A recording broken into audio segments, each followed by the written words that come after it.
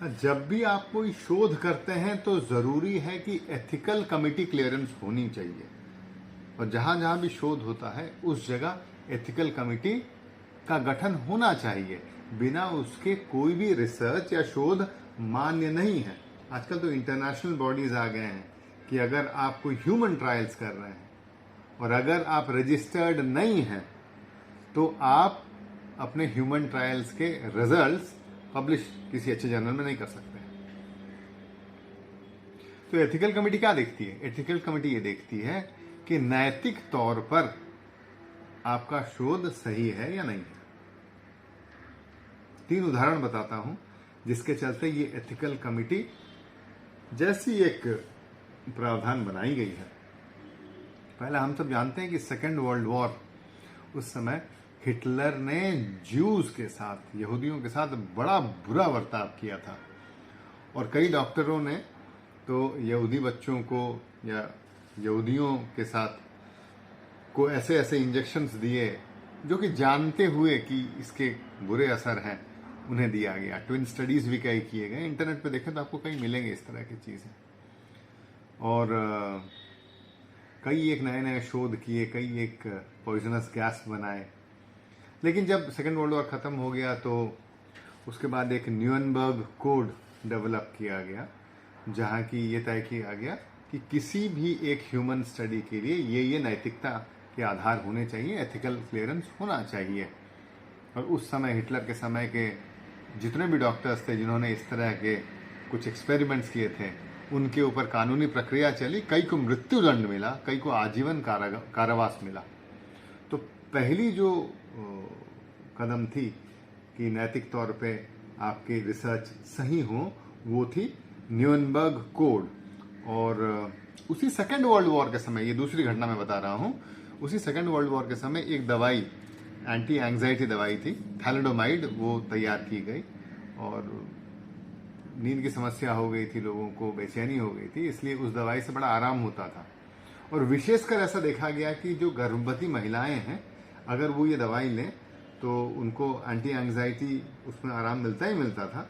साथ ही साथ सुबह की जो मॉर्निंग सिकनेस थी, सुबह जो बेचैनी होती है, वो भी नहीं होता। तो बड़े खुश हुए लोग, और ये दवाई धड़ल्ले से चली।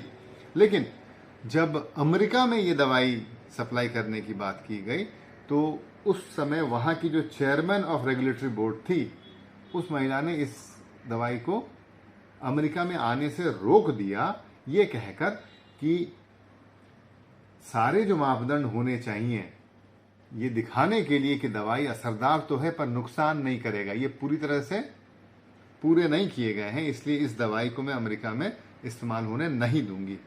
और क्या फलाफल, क्या रिजल्ट हुआ उसका कि लगभग 10,000 से ज़्यादा बच्चे फोकोमेलिया या हाथ पैर ना होकर पैदा होना, उस तरह की कंडीशन से ग्रसित हुए पूरे देश में, पूरे राष्ट्र, ग्लोबली, हर एक उस राष्ट्र में जहाँ की ये थैलिडोमाइड दवाई दी गई थी, सिवाय अमेरिका के।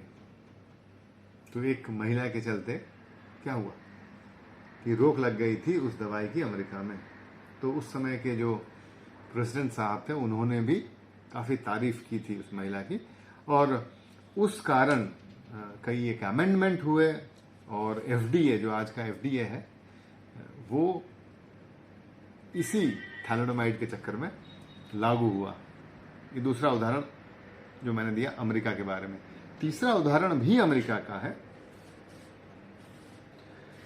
ये टस्कीजी सिफिलिस स्टडी 1932 टू 1972, ये भी अमेरिका में हुआ, और अश्वेत नागरिकों पे हुआ, या ब्लैक्स के ऊपर ये स्टडी हुआ। बड़ा एक बुरा चीज हुआ। यानी कि इसमें हुआ क्या था कि जिन भी लोगों को सिफिलिसिस हुआ था, एक बीमारी है, सिर्फ ये जानने के लिए कि सिफिलिसिस अगर किसी को हो जाए तो वो बीमारी कैसे कैसे कैसे कैसे होता हुआ खत्म होता है, इन लोगों को कोई दवाई नहीं दी जाती थी, लेकिन ये बताया जाता था कि आप आ जाएं, नर्स को दिखाएं, ये सबसे बेहतर मौका है ट्रीटमेंट पाने का। यानी कि धोखे में रखा गया था। तब तक पेनिसिलिन आ गई थी, पेनिसिलिन है ना, एंटीबायोटिक दवाई, वो आ गई थी, यानी कि वो सिफिलिसिस की जो बीमारी हुई थी उन अफ्रीकन्स को या ब्लैक्स को, अगर पेनिसिलिन दिया गया होता था तो उस सिफिलिसिस बीमारी से ये दूर हो गए होते थे। पर इनके ऊपर सिर्फ एक्सपेरिमेंट करने के लिए एक लंबे समय तक 1932 टू 1972 तक बिना दवाई दिए इन्हें रखा गया निगरानी में कि बीमारी कैसे कैसे बढ़ती है। बिल्कुल अनैतिक था। यहाँ तक कि प्रेसिडेंट बिल क्लिंटन ने 1997 में एक अपोलॉजी, एक क्षमा याचना की से उन परिवारों से, और उन्हें सब्सटैंशियली क्या किया, रीइंफोर्स किया। उस समय जो इलाज होना था वो इलाज करवाया, जो पैसे देने थे वो पैसे दिए, कि नहीं, ये एक अनैतिक बात थी, इस तरीके से साइंटिफिक रिसर्च नहीं होनी चाहिए। इसलिए ज़रूरी ये हो जाता है कि किसी भी एक साइंटिफिक रिसर्च में एथिकल कमिटी का क्लियरेंस हो।